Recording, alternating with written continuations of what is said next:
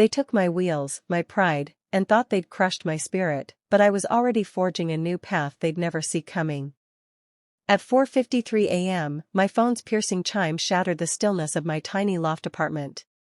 My son, Ethan, stirred on the air mattress that served as his bed. He was 8, with bright green eyes and a grin that could light up my darkest days. I tucked his blanket, whispered, "Waffles after school, buddy," and grabbed a bruised apple before darting out. My life was a grind, back-to-back shifts at a dive bar and late nights cleaning offices, but it paid for Ethan's school supplies and kept the water running. Every tip was a pencil set, every aching hour was one he didn't have to endure. I slung beers for patrons who rarely tipped and scrubbed floors for a boss, Derek, who thought crude jokes were part of the job description. I stayed, though, because every penny was a lifeline for Ethan. My parents, however, didn't care.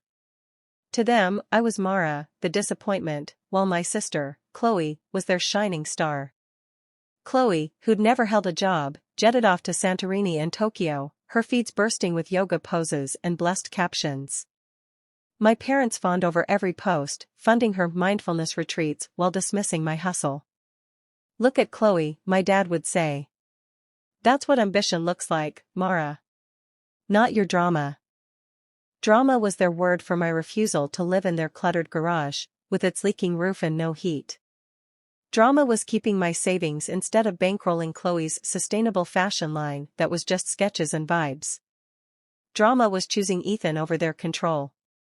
One icy Monday, after a 42-hour workweek, I trudged home to find my parking spot bare. My heart sank. My rusty hatchback, gone. I called the cops, voice trembling, only to hear, "Titles transferred. It's legal." My head spun. I dialed my parents. My mom's tone was icy. "We sold it for Chloe's retreat in Fiji. She needed a reset." My dad added, "You walk everywhere anyway. Be thankful we didn't cut you off." Thankful? My feet throbbed from standing all day, and now I was supposed to thank them for forging my signature and stealing my only transport? A text pinged from my dad, "Some people walk. Be glad we didn't take more." I stared at it, Ethan's soft breathing behind me, and felt rage boil. But I didn't scream. Instead, I pulled out my future journal, pages of dreams, budgets, and escape plans. That night, I didn't break, I burned. They thought I'd grovel. They were about to learn how wrong they were. The next day, I called a community college. They offered a 9-month welding program, night classes, steady jobs after. I signed up. I started delivering groceries between shifts, tutoring math on weekends. Sleep was a luxury, but every dollar was a step toward freedom. My parents didn't notice, too busy cheering Chloe's latest post, chasing serenity in Fiji. My mom texted, "Why can't you be like your sister?" I ignored it. I was building something they couldn't touch. A month later, my landlord banged on my door. "Rent's overdue." I begged for a week. He shrugged. "It's covered. 3 months paid." I blinked. "By who?" He handed me a receipt, Jasper Kane. My high school ex, the one I'd left when Ethan was born. I hadn't spoken to him in years, hadn't told a soul he was Ethan's dad. I called the number, palms sweaty. "Mara?" Jasper's voice was calm. "I saw your dad's post, trashing you for not funding Chloe's trip." I dug deeper, heard about the car. My breath caught. "I didn't know about Ethan," he said. "I'm not pushing in. Just, let me help. For him." I sank to the floor, tears falling, not from despair, but from a spark of relief. With Jasper's quiet support, I blazed through the welding program. 6 months in, I landed a part-time gig at a fabrication shop. The pay dwarfed my bar tips. I quit the office cleaning, rented a small house with a porch for Ethan, and bought a used SUV, title locked in my name. I picked up freelance welding jobs, fixing gates and railings. I kept it secret, especially from my family. Then Chloe posted from Fiji, "Grind hard, glow harder." My dad commented, "Our queen." My mom shared a photo of her lounging by a lake. Some daughters elevate you. Others just take. I didn't bite. Instead, I sent them a photo of Ethan, laughing on our porch with a toy welder, and a note, "He's forging his own spark." The backlash was swift.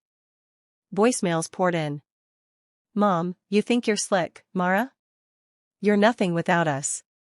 Dad, we carried you, and this is your gratitude?" Chloe, giggling, "Cute prop. Call me when he builds a skyscraper." I stayed quiet, because I had a bigger play. My welding jobs connected me to the new managers of my parents' apartment complex. They hired me to fix railings and install fixtures. They trusted my work. One day, the manager, Lena, said, "Your parents are trouble, late rent, damaged units, always complaining." I nodded, kept welding. Then she added, "They told tenants you're a lazy leech who abandoned them." I handed her a file, Unit 5D Safety Report. Photos of their apartment, cracked pipes, faulty wiring, unpermitted changes, all documented by me.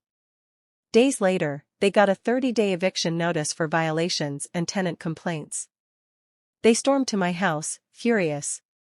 "You set us up," my mom yelled. "You think you're above us now?" I leaned against the doorframe. "No. I'm just done crawling." My dad jabbed a finger. "We gave you everything." I shook my head. "You gave Chloe everything. I built this." Chloe, clutching her suitcase, whined, "Where do we even go?" I shrugged. "Fiji?" They didn't know I'd bought a unit in their complex, earned through sweat and side gigs. On eviction day, I stood in the hall, keys glinting, as they hauled their bags to the elevator. My mom glared. "You'll fall without us." I tossed the keys lightly. "You said I should be glad to walk. Now I own the corridor." Chloe's eyes widened. "You bought what?" I smiled. "Safe travels." The elevator shut. I walked to my new home, where Ethan was sketching us on the porch. In bold marker, he'd written, "Mom and me, we weld the stars." No more pleading. No more shadows. We were blazing a trail they'd never catch. Please subscribe to our channel and let us know in the comments where you're watching from.